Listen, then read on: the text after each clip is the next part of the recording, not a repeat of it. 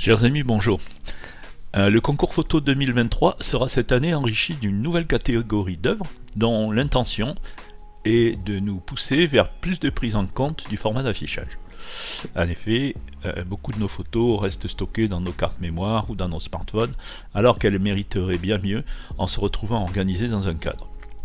Alors c'est pour cela que nous vous invitons cette année à proposer, en plus des simples clichés, comme nous l'avons fait jusqu'ici, des photos mises en page, ou plutôt mises en image, qui trouveront leur place naturelle dans un encadrement. Pour aborder ce nouveau thème, qui ne se substitue en rien à notre démarche habituelle, mais qui la complète, nous vous proposons d'aborder un thème universel, le thème universel du triptyque. Pour y parvenir, vous allez voir dans la suite de cette vidéo quelques exemples et surtout un didacticiel qui vous guidera dans l'utilisation de deux logiciels utiles à la réalisation. Ces logiciels sont gratuits et se substituent à la fois à Photoshop et à PowerPoint. Voilà, nous allons voir quelques exemples de triptyques. Donc là c'est un triptyque qui est relativement ordinaire, puisque c'est ni plus ni moins qu'un triptyque familial avec des gens qui se sentent heureux. Donc c'est ça le thème, je dirais, transverse de ces trois images. Où on voit effectivement un couple, une personne seule qui a un beau sourire, et également donc la fenêtre qui symbolise la maison, et donc on va dire globalement c'est l'image du bonheur. Voilà. Un autre qui est un triptyque tout à fait technique. Voilà, c'est un triptyque qui met en exergue les perspectives. Donc c'est le thème commun à ces trois photos, et bien évidemment l'effet est bien renforcé par le noir et blanc, qui a un pouvoir évocateur qui est vraiment très très fort. Un troisième triptyque qui est un petit peu particulier, c'est celui-ci. Alors sa particularité, c'est qu'en fait c'est une seule et même image panoramique qui a été coupée en trois, et on voit bien que ça renforce le sens de l'image. Donc si vous voulez, voilà, une photo elle a des tas de caractéristiques, et la toute dernière c'est l'influence de l'encadrement et l'intention donc de porter le regard et l'impression globale grâce à un encadrement particulier. Voilà, nous allons donc télécharger The GIMP.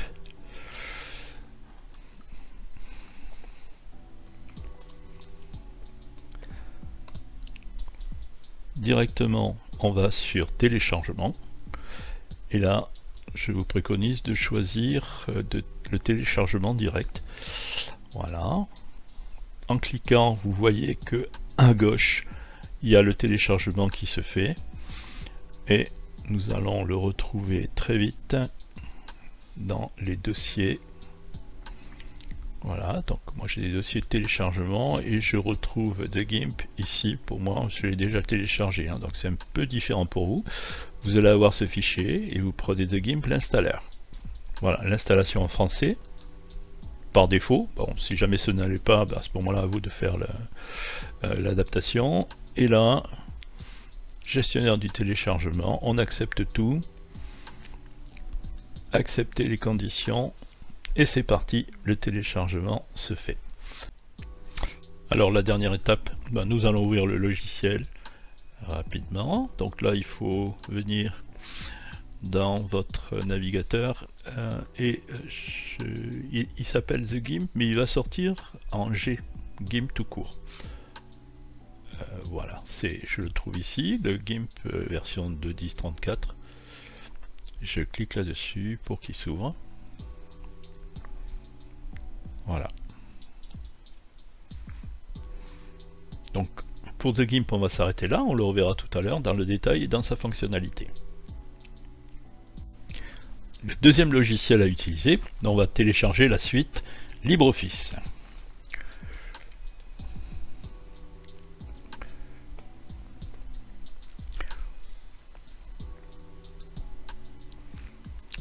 Voilà, téléchargement de LibreOffice. Alors c'est un logiciel qui est intéressant parce qu'il est utilisé en France par les administrations. Donc voilà, c'est assez universel. vous choisissez ici votre système d'exploitation. Alors la plupart d'entre nous, nous fonctionnons sous Windows 64 bits, ça ce sont les dernières versions. Si vous avez un ordinateur qui est relativement vieux, à ce moment-là, si ça ne marche pas en 64 bits, il faudra essayer le 32 bits. Je laisse les utilisateurs de Mac se débrouiller, en général, bon c'est la même chose, hein, c'est pas très différent. Donc je vous laisse faire, et nous allons lancer le téléchargement 64 bits. Rien de particulier, vous êtes libre de donner quelque chose. Voilà. Une fois que LibreOffice est téléchargé, on va aller le chercher. Parce que LibreOffice n'est pas un logiciel unique, c'est une suite. Donc, voilà, LibreOffice 75. Je clique là-dessus, et là je vais ouvrir en fait le logiciel qui nous intéresse, c'est LibreOffice Impress, qui est l'équivalent de PowerPoint. Voilà, donc ça c'est l'écran d'accueil, je ferme les exemples, je ferme également ici, et vous verrez comment on l'utilise tout à l'heure, mais en général, moi, je fais le ménage, c'est-à-dire je clique dans les zones réservées, qui sont prédéterminées, et je vire tout, pour avoir une feuille toute ouverte, en respectant effectivement le format horizontal, et nous allons voir tout à l'heure comment on met les éléments du triptyque à l'intérieur.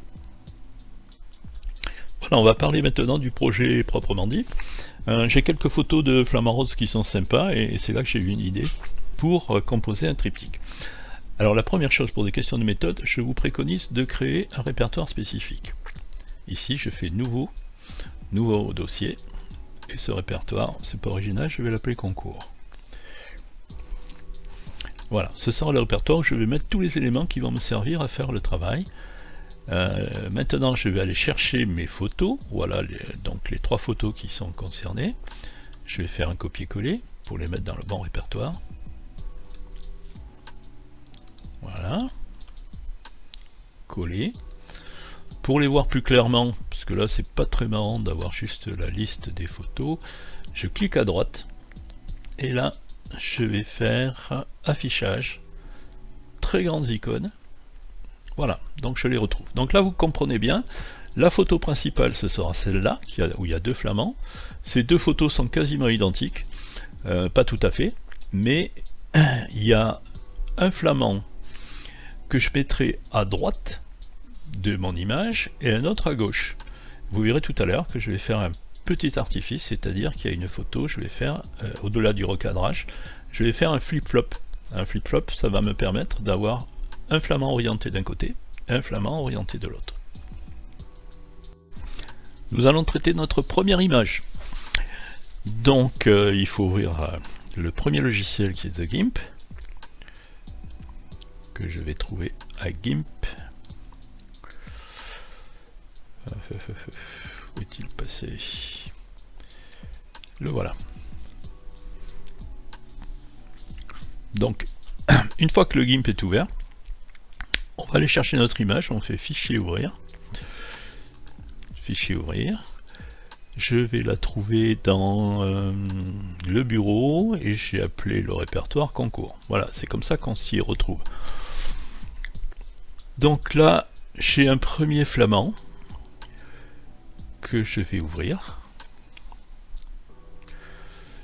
Alors, pour l'instant, on ne va pas faire plus que d'utiliser les formats.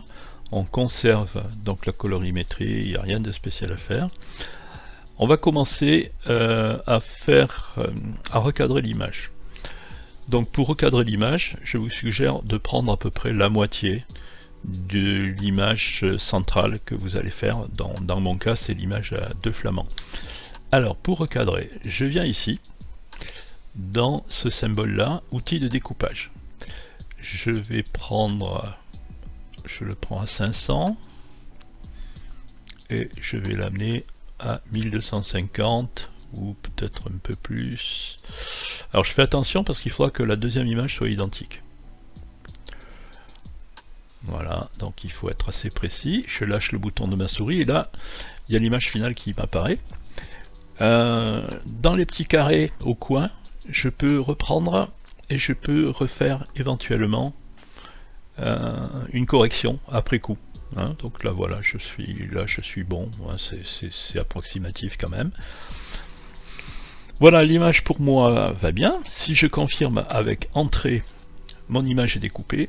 Et là, sur cette première image, je vais appliquer un traitement supplémentaire.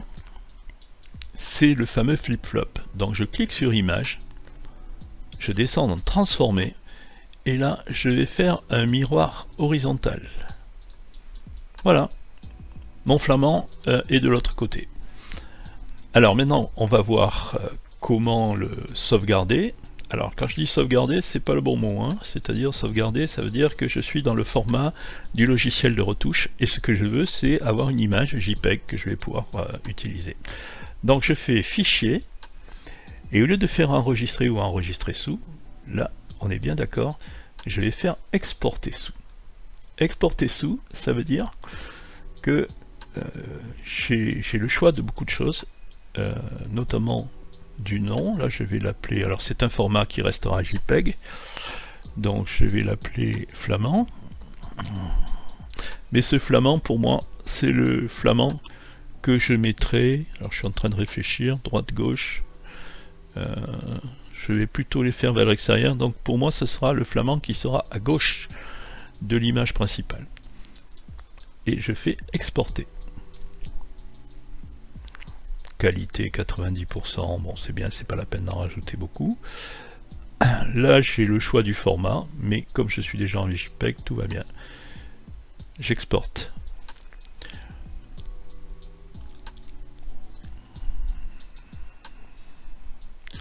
Alors il me demande, quand je veux sortir, s'il veut que j'enregistre les modifications. Si je réponds oui, il va sauvegarder l'image avec dans le format du logiciel qui me permettrait de reprendre éventuellement et de corriger l'exportation. Donc voilà, je le fais pas, ça m'intéresse pas. Abandonner les modifications. Et quand je prends mon répertoire concours, je retrouve mon flamand qui est ici, et vous avez bien compris que j'allais le mettre à gauche de ces deux, et ça c'est ce qu'on va faire dans la mise en page. Alors maintenant vous allez faire vous-même la même opération avec le flamand qui sera le flamand C1, mais le flamand C1 par contre, surtout, vous ne ferez pas de flip-flop, parce que sinon il se retrouvera dans le même sens que celui-ci. Voilà, donc il y a un flamand qui a vocation à aller à droite, et un flamand qui a vocation à aller à gauche. Nous voilà dans LibreOffice Impress, hein, l'équivalent de PowerPoint. Donc je vais insérer les images qui m'intéressent, les deux. La toute première, c'est les deux flamands ici. Voilà. Donc on verra tout à l'heure qu'on peut la redimensionner. N'oubliez pas une chose, c'est-à-dire ici je fais par exemple une opération qui n'est pas pertinente. Bien pour l'annuler, c'est vrai dans tous les logiciels, hein, vous faites CTRL Z et vous revenez à l'initial. Donc c'est une solution qui est assez intéressante toujours. Donc insertion, encore une image pour moi. Cette image ce sera le flamand gauche qui vient là. Alors vous verrez que là pour l'instant je fais un positionnement approximatif avec un redimensionnement tout aussi affirmatif, tout aussi approximatif, pardon, tout aussi approximatif. J'ouvre mon dernier flamand, fichier ouvrir. Vous voyez pourquoi c'est important de retrouver le répertoire qui va bien. Donc pour moi il est dans le bureau, bien évidemment, il s'appelle concours, et c'est le flamand droit qui est ici. Oh là. Non, c'était pas une ouverture, c'était insertion image. Voilà, et maintenant je suis prêt à l'insérer. Il est là. Donc là maintenant, vous allez pouvoir faire votre mise en page en redimensionnant les les différentes images. Ça nous donne quand même pas mal de flexibilité. Donc là, éventuellement, on va faire, voilà, notre tableau aura à peu près cette dimension. Je vais remettre à l'échelle. Alors, aidez-vous quand on clique dessus, hein, vous voyez qu'il y a des marques qui apparaissent qui vous permettent vraiment de vous aligner sur la bonne dimension. Donc, hop, attention, faites attention. Là, je suis en train de donner une inclinaison que je ne veux pas donner. Donc, pour éviter ça, il faut prendre les poignées, hein, qui sont les poignées qui sont en haut et en bas. Ça évite de faire tourner par inadvertance. Voilà.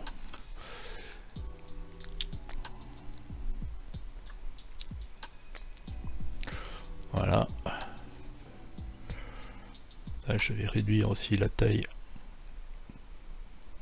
de celui-ci. Alors, en prenant dans les coins, vous conservez la proportion de l'image. Ça, c'est assez intéressant, c'est assez important. Voilà, je ne vais pas passer trop de temps. Ça, ce sont des réglages que vous allez pouvoir faire de façon assez fine. Une fois que vous aurez situé vos images aux bonnes proportions et à la bonne position, vous pouvez souhaiter éventuellement avoir une partie colorée derrière, avoir un fond coloré. Le plus simple pour moi, c'est de prendre le rectangle ici. Donc ce rectangle, vous allez couvrir toute la surface de la photo qui est ici.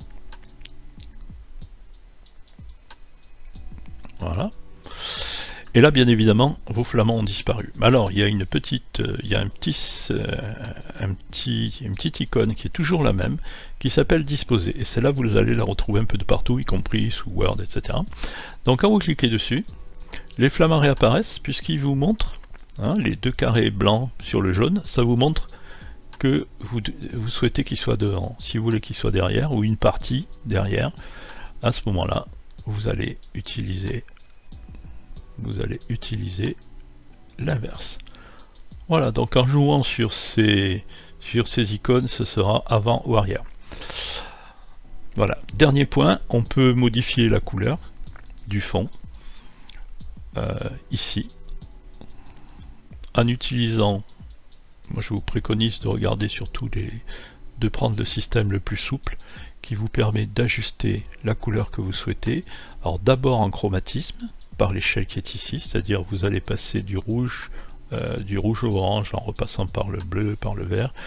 Donc là par exemple je me dis tiens, je pourrais bien fonctionner par contraste, je mettrai plutôt un vert et je viens chercher la nuance de vert ici. Vous voyez qu'elle apparaît en bas dans la barre, c'est la différence entre la couleur existante et celle que vous recherchez. Donc là je trouve que c'est un peu trop gris, je vais mettre un vert un peu plus, voilà, un peu plus chroma. Donc voilà, je fais OK. Et voilà, donc mon triptyque est terminé. Bon, la couleur ça vaut ce que ça vaut. Je la recommence parce qu'elle me plaît pas finalement. Voilà. Donc je vais revenir vers une zone un peu plus sombre. Voilà, donc pour moi, là, mon triptyque est fini. Et alors, à nouveau, donc je vous préconise de terminer votre travail par Fichier, Exporter. Et là, attention, pour pouvoir sauvegarder, là, vous voyez que par défaut, on est sur un document PDF, c'est pas ce que je souhaite, on va rester un JPEG. Hein. Donc le JPEG, je le retrouve ici. JPEG. Et je vais l'appeler Trip 1. Parce que je suppose qu'on peut en faire d'autres. Vous pouvez vous essayer à plusieurs versions. Enregistrer. Donc je ne vais pas chercher tous ces détails. Voilà, mon triptyque est là. Si je clique dessus, j'ouvre voilà, votre lecteur classique. Et bien voilà, nous avons une version, hein. Je suppose que vous allez retoucher, vous allez travailler, vous allez faire tout ça, mais vous voyez que C'est quelque chose qui est relativement sympa, ça se prête bien à l'affichage. Peut-être que je le mettrai dans mon séjour, ou peut-être quand vous aurez fait le vôtre, c'est le vôtre que je mettrai dans mon séjour.